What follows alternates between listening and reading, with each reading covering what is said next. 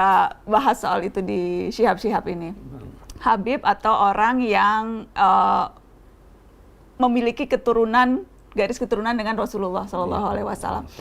Ramai jadi pusat perhatian netizen, bahkan ada yang juga jadi kontroversi dan pro kontra di mana-mana soal Habib ini atau orang yang dipercaya memiliki garis keturunan dengan Nabi. Tapi memang kedudukannya seperti apa, Bi? Memang ya ada orang-orang yang punya garis keturunan langsung dengan Rasulullah SAW? Ada. Buya Hamka juga dulu pernah bicara bahwa itu ada, di Indonesia ada. Sekarang begini, kita lihat. Memang ada bangsa-bangsa, ada masyarakat yang memberikan perhatian yang besar menyangkut garis keturunan. Kita berkata sekarang, ratu-ratu Inggris itu ada garis keturunannya. Nah, demikian juga halnya dengan Nabi, itu ada garis keturunannya, ya kan? Hanya memang ada beberapa istilah, ahlal bait, ada istilah al-qurba, kerabat, dan lain-lain sebagainya. Tetapi secara umum dapat dikatakan bahwa garis keturunan, dinamai garis keturunan Nabi itu adalah anak cucu beliau melalui Sayyidah Fatimah dan Ali bin Abi Thalib. Ada orang yang berkata itu kan dari Fatimah, mestinya kan garis keturunan dari laki-laki.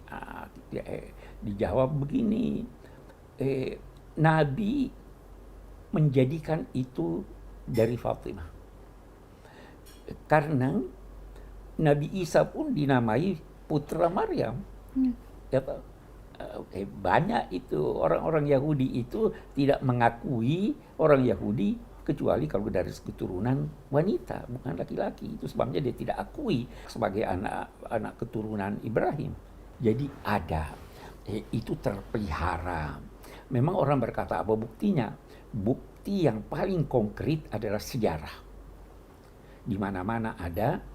Di Iran itu bisa diketahui ini orang garis keturunan atau tidak karena ada pakaiannya serban hitam. Nah, tetapi kita tidak ingin menjadikan garis keturunan ini sebagai suatu keistimewaan yang melebihi kewajaran. Allah berfirman, "Wala tatamannaw ma faddalallahu ba'dakum 'ala ba'd." Jangan saling iri menghendaki apa keistimewaan orang itu Anda miliki pula. Tetapi karena dia keistimewaan, setiap keistimewaan punya konsekuensi, punya kewajiban. Kalau kewajiban itu tidak terpenuhi, maka garis keturunan yang dimilikinya tidak akan ada artinya. Nabi Nuh punya anak, garis keturunannya ada, tapi Allah menyatakan innahu amalun ghairu salih. Dia punya pekerjaan tidak diakui dia oleh Tuhan sebagai garis keturunannya. Tuhan menjanjikan, wahai Nuh, saya akan selamatkan kamu dan keluargamu. Waktu anaknya sudah tenggelam, wahai Tuhan, anakku dari keluargaku. Bukan. Jadi ada konsekuensinya. Dari sini kemudian garis keturunan ini terpelihara yang mestinya ikut terpelihara sifat-sifat baik itu. Kenapa garis keturunan itu menjadi penting? Karena ada pengaruh fisik dan psikis orang tua kepada anaknya. Sebabnya ada buku namanya Child Between Heredity and Education. Apa yang lebih berpengaruh? Yang jelas ada pengaruh dari ayah, kakek, dan sebagainya. Sehingga ini ada keistimewaannya. Ya kan? Dari sini kemudian ada orang-orang, termasuk di Indonesia ini, ada garis keturunannya dan itu terpelihara. Sampai sekarang, Bi? Sampai sekarang terpelihara, ada kantor khusus yang ini. Agama memang memerintahkan untuk memelihara itu. Oke. Jadi, tapi konsekuensinya, apa sifat-sifatnya sesuai dengan itu. Mereka yang datang ke Indonesia ini, itu umumnya datang dari Hadramaut. Kakeknya sebelum sampai ke Hadramaut tadinya ada di Irak. Kemudian dia berhijrah dari Irak. Berhijrah dari Irak bukan untuk mencari nafkah ke Hadramaut. Karena dia kaya raya di Irak.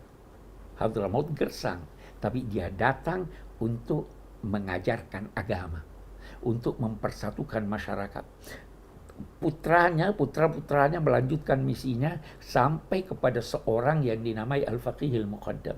Al-Faqihil Muqaddam ini sosok yang diistilahkan mematahkan pedang. Kami tidak akan melakukan kekerasan apapun.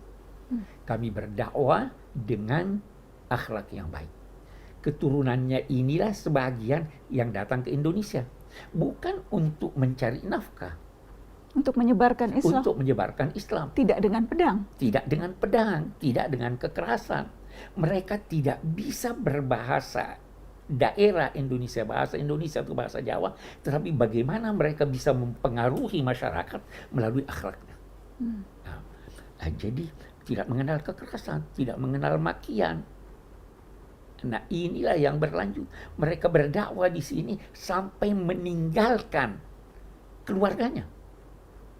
Sampai di Indonesia, orang-orang Indonesia itu, Jawa, Sumatera, di mana-mana, dinamai akhwal, saudara ibu kami. Penghormatannya, ini saudara ibu kami. Di sinilah mereka kawin-mawin, di sinilah lantas lahir ini tadi. Garis keturunan yang lain sampai sekarang. Ini yang mestinya mengikuti jalur kakek-kakeknya ini, mengikuti jalur Nabi yang menyebarkan toleransi, yang menyebarkan akhlak. Ya, apa yang terjadi sekarang itu sebahagian kecil sebenarnya yang memberi, boleh jadi, citra yang negatif.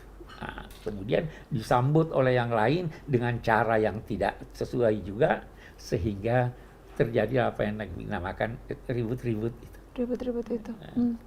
Karena ya yang pertama, ya garis keturunan itu ada, ya, tapi seharusnya itu justru keistimewaannya adalah ketika ia bisa meneladani akhlak Nabi. Tidak, karena itulah sebabnya orang menamai mereka Habib. Jangan membanggakan diri dengan keturunanmu. Itu di dalam literatur agama ada ungkapan, bukannya seorang kesatria yang berkata, kakek saya begini, ayah saya begini. Tapi kesatria itu yang berkata, ini saya yang melakukan itu. Ya toh? Jadi boleh berbangga, boleh merasa bersyukur, mempunyai garis keturunan kepada Nabi, tapi jangan tonjolkan itu. Jangan tonjolkan itu, tonjolkanlah akhlakmu, tonjolkanlah kebaikanmu, tonjolkanlah keramatamahanmu. Ini kalau bertengkar, maki ini, maki itu, nuduh ini, nuduh itu sebenarnya bukannya tidak menggambarkan ajaran leluhur, ajaran ini, itu tidak menggambarkan ajaran Islam. Jadi gelar atau atribusi Habib itu tidak seharusnya hanya sekedar gelar formalitas belaka ya, bukan hanya sekedar menyematkan diri sebagai Habib. Kalau Abi pribadi yang diajarkan oleh ayah kakekmu itu, tidak usah kamu yang berkata dirimu Habib. Tidak usah kamu menyatakan dirimu saya profesor, saya doktor. Biar dari kegiatanmu orang berkata, oh ini wajar dinamai Habib, ini wajar jadi profesor. Anak ingat Ami Alwi yang pernah bilang sebetulnya ada inflasi Habib sekarang. Ya, itu sebabnya Habib Abdullah Al-Haddad berkata, jangan memakai pakaian kebesaran Habib kalau akhlakmu tidak tidak mencerminkan itu. Karena itu berdampak negatif buruk. Nah, jadi kita tidak mau ini apa yang terjadi ini menyerang, ini mengakui jasa saya pernah begini. Itu para penganjur agama tidak pernah mengakui jasanya bahwa dia mengislamkan orang. Karena yang mengislamkan itu Tuhan. Allah. Innaka la tahdi man ahbab. Engkau wahai Muhammad tidak bisa mengislamkan orang, menjadikan orang ini. Yang mengislamkan itu Tuhan. Tetapi di sisi lain, yang lain juga jangan berkata, oh ini datang untuk tujuan-tujuan politik, ini datang untuk tujuan ini. Akui juga bahwa mereka punya jasa. Ya, itu baru bisa kita hidup berdampingan dengan baik. Abiku, tapi apakah memang ada tugas yang khusus di Emban, atau apakah memang keturunan Rasul ini memang punya hal-hal yang spesifik seharusnya dilakukan? Seharusnya dilakukan karena dia menyandang nama Nabi. Ya toh? Sekarang kita mau lihat itu raja-raja di Inggris, kita ambil raja-raja di Inggris, ratu-ratu di Inggris, ada tugas-tugas yang harus dilakukan, ada, karena dia raja, karena dia ini. Ya. Nah, kalau Anda merasa diri Anda adalah keturunan Nabi, ada tugas-tugas yang Anda harus lakukan. Tugas pertama itu adalah tugas menampakkan akhlak yang luhur. Karena Nabi tidak diutus kecuali untuk menyempurnakan akhlak. Kalau akhlaknya tidak baik, kalau akhlaknya maki-maki orang, dia tidak melaksanakan fungsinya sebagai ini. Fungsinya adalah teladan, ya kan? Fungsinya adalah menyelesaikan problem, bukan menjadi sebab dari problem. Apakah memang ada spesifik ayat Al-Quran yang menyebut kita harus mencintai garis keturunan Nabi? Iya. Nabi berkata, "Qul la as'alukum alaihi ajran illa al-mawaddata fil qurba." Saya tidak minta upah dari kalian dari apa yang saya lakukan selama ini kecuali apa? Cintai keluargaku. Apakah karena berangkat dari ayat itu, Bi? Bagaimana kemudian? Dari sekian banyak ayat, Sayyidina Umar berkata, saya lebih senang menjadikan gembira keluarga Nabi daripada keluargaku. Karena itulah tanda terima kasih kita. Nah, tapi di sisi lain, keluarga Nabi juga harus tahu diri dong. Itu sebabnya Habib yang mencintai dan dicintai. Itu artinya? Itu arti Habib. Habib itu karena dia mencintai, sehingga dia dicintai. Kalau cuma mau dicintai, tidak mau mencintai, ya bukan Habib itu dong. Ya kan? Itu pemilihan kata Habib. Itu kenapa Abi, udah pernah ingat Abi banyak yang sempat membahas kenapa Abi nggak mau dipanggil Habib. Saya belum mencintai. Abi mencintai, kalau Nana boleh dong manggil Abi Habib. Kalau Nana boleh, tapi Nana kalau boleh. jadi kalau ada yang mencintai Abi mencintai itu Habib. Iya, itu baru. Kita harus mencintai masyarakat kita. Dan cinta itu tercermin dalam perlakuan kita yang baik. Kalau menegur dengan tegur sapa yang baik, tidak maki, tidak menyerang dan sebagainya. Itulah yang digambarkan oleh para habaib, para leluhur kita ini.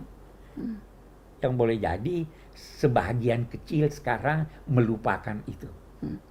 Abi, kalau ada yang nanya garis keturunan Abi cerita juga dong di Syihab.